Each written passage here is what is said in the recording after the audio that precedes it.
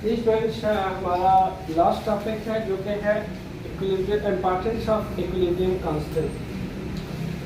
Equilibrium constant पे भी हमने बात कर ली और इक्विलिब्रियम अचीव करने पे भी हमने बात कर ली। अभी हम इसकी कुछ इम्पॉर्टेंस पढ़ लेते हैं कि इसकी क्या क्या इम्पॉर्टेंस है। सबसे पहला इम्पॉर्टेंस है कि हमें ये डिटरमिन करता है इक्विलिब्रियम कंसंट्रेशन जो है of equilibrium mixture about the concentration of reaction. सबसे पहले तो इक्विलिब्रियम के ऊपर ये डिटरमिन होता है कि आपको लेफ्ट और राइट पे कितनी कंसंट्रेशन ऑफ रिएक्टेंट और प्रोडक्ट मिल गए। सबसे बड़ा जो एडवांटेज है, ठीक है, यानी आपको रिएक्शन की यील्ड पता चल जाती है। आप ए प्लस बी से फॉरवर्ड करके जब आप सी प्लस डी बनाते हैं और जब ये बढ़ता है और आप ए प्लस बी बनाते हैं तो इससे ये आपको पता चलता है कि ये जो यील्ड है, कंसंट्रेशन है लेफ्ट एंड राइट पे, ये कितनी हो चुकी है, कितने अमाउंट में है, इसकी कंसंट्रेशन क्या है। इक्विलिब्रियम पे आपको पता चल सकता है, इक्विलिब्रियम कांस्टेंट पे। ठीक है, इक्विलिब्रियम कांस्टेंट क्या है, किसी एक्सप्रेशन की बात हो रही है। अच्छा, नेक्स्ट कहता है कि ये प्रिडिक्ट करता है डायरेक्शन ऑफ केमिकल रिएक्शन। क्योंकि आप जानते हो ये तो टू डायरेक्शनल है, ठीक, ये लेफ्ट से राइट भी है, राइट से लेफ्ट भी है। अब जो किसी एक्सप्रेशन है ये भी डिटरमिन करता है कि रिएक्शन ने कब फॉरवर्ड जाना है और कब रिवर्स आना है, बैकवर्ड आना। ये भी इसके इम्पोर्टेंस है किसी एक्सप्रेशन के ऊपर। वैसे तो अमूमन ये होता है कि इनिशियली यहाँ से फॉरवर्ड जाने के क्या रीज़न है। सबसे बड़ी बात इनिशियली ये ज़्यादा है, बैक आने का क्या रीज़न है, क्योंकि जितना रिएक्टेंट है वो प्रोडक्ट बन चुका है, इसमें कमी आ रही है, वो ज़्यादा हो रहा है। जैसे ज़्यादा होता है रिएक्शन बैक को आने लग जाता है, ठीक है, उसे वापस ए प्लस बी बनना स्टार्ट हो जाता है। तो ये जो डायरेक्शन है रिएक्शन की, फॉरवर्ड बैकवर्ड, ये प्रिडिक्शन होती है इक्विलिब्रियम कांस्टेंट से। आप ये भी पता कर सकते हैं, ये प्रिडिक्शन दे सकता है इक्विलिब्रियम कांस्टेंट। फिर थर्ड पॉइंट है आपके पास extent of chemical reaction. Extent कहते हैं ड्यूरेशन को,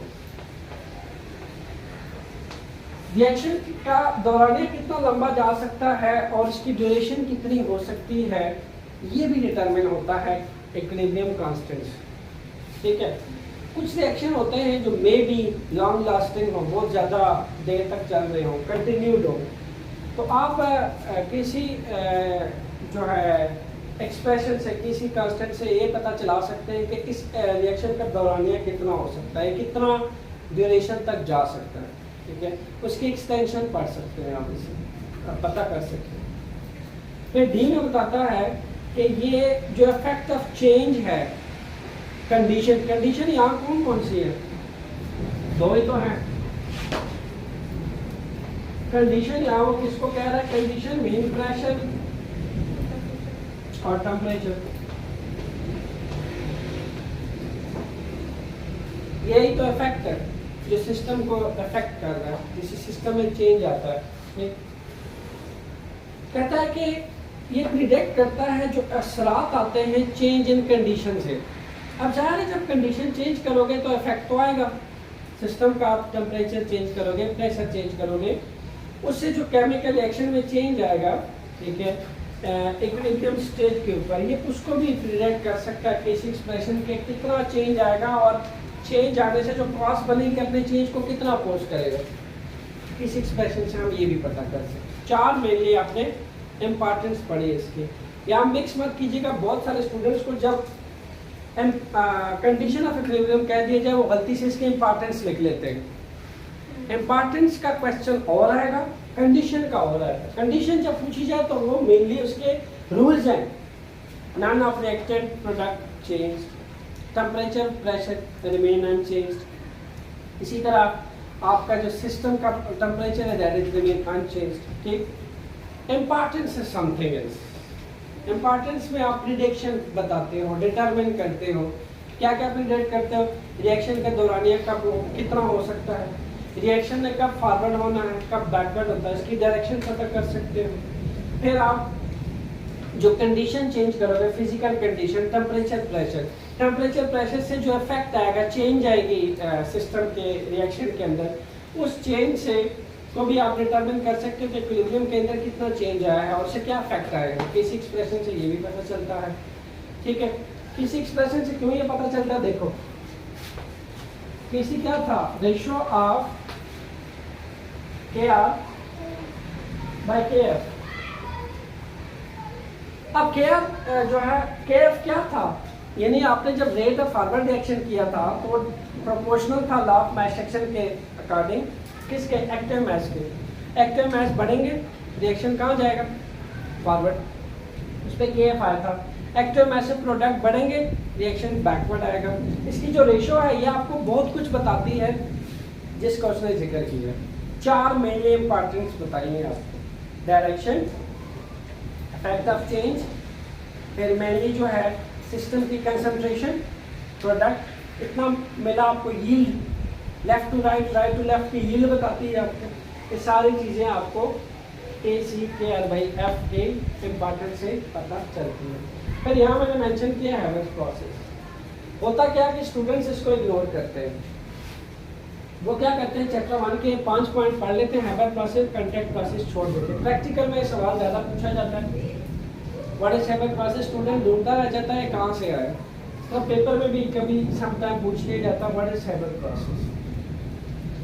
बड़ा आसान है। होता क्या है कि अमोनिया जो है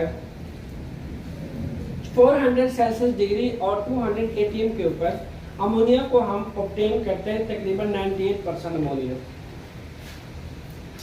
हैबर प्रोसेस में हम 98% अमोनिया ऑब्टेन करते हैं।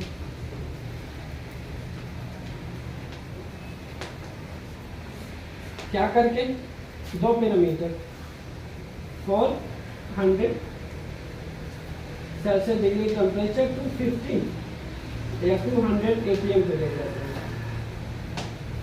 ये कंडीशंस अप्लाई करके हम 98% हैबर प्रोसेस के अंदर 98% अमोनिया ऑब्टेन करते हैं, जिसको हम हैबर प्रोसेस करते हैं। रिएक्शन में आप 3H2 2NH3 as a catalyst use किया V2O5।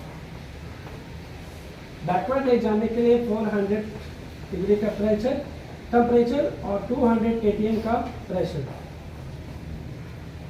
इसको हम बैक पे लेके गए, ठीक। यहाँ से एज ए कैटलिस्ट ये बनाया, ये चेंज किया, चेंज की वजह से हम वापस आए। ये नहीं जो अमोनिया है वो डिकम्पोज हुआ और नाइट्रोजन प्लस हाइड्रोजन बना। ये 98% आपको ऑब्टेन होता है कॉन्टैक्ट प्रोसेस से। बस ये इतना सा प्रोसेस है, लेकिन आपको याद रखना बहुत ज़रूरी है, ठीक है। आपसे एमसीक्यूज में पूछा जा सकता है कि हैबर प्रोसेस जो है उसके अकॉर्डिंग हम 98% डैश यूज कर सकते हैं या ऑब्टेन कर सकते हैं। क्या क्या है, सल्फ्यूरिक एसिड दे देगा, अमोनिया दे देगा, मे भी आपको ग्लूकोज का केमिकल फार्मूला दे दे, शुगर दे दे, कोई भी आपको कंपाउंड दे दे, तो आपको पता होना चाहिए कि हमें से अमोनिया ऑब्टेन करना है। और जैसा मैंने कहा ये रिएक्शन याद रख लें। रिवर्सिबल रिएक्शन की एग्जांपल आ गई, उसमें लिख देना। लीचेट्रियल प्रिंसिपल आ गया, उसमें लिख देना। फिर उसके बाद अभी आपके सामने ये हैबर प्रोसेस के अंदर भी ये रिएक्शन यूज हो रहा है, इसको जुबानी याद करें। फिर नेक्स्ट है आपके पास कॉन्टैक्ट प्रोसेस। अब कॉन्टैक्ट प्रोसेस में हम 98% round about sulphuric acid use हासिल कर लेते हैं। सल्फ्यूरिक एसिड यानी जो सेकेंड रिएक्शन मैंने आपको याद रखने को बोला था, क्या होता है कि एक फॉरवर्ड रिएक्शन करते हैं, लार्ज स्केल पे हम सल्फ्यूरिक एसिड कॉन्टैक्ट प्रोसेस में ऑब्टेन करते हैं।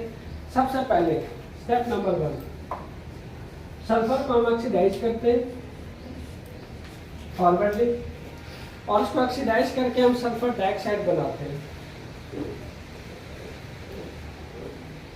बॉन्ड बड़ा अच्छा बॉन्ड बना हुआ है। Sulphur belong to group 6, oxygen जो है that is also belong to group 6, और सल्फर यहाँ पे ऑक्सीजन को ऑब्जॉर्व करके ऑक्सीडाइज हो जाता है, ठीक है।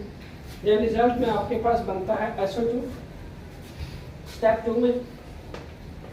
फिर आप रिवर्सिबल रिएक्शन करते हैं, हम ये उठाते हैं, हम ये जो बन गया 2SO2, इसको अगेन से ऑक्सीडाइज करवाते हैं।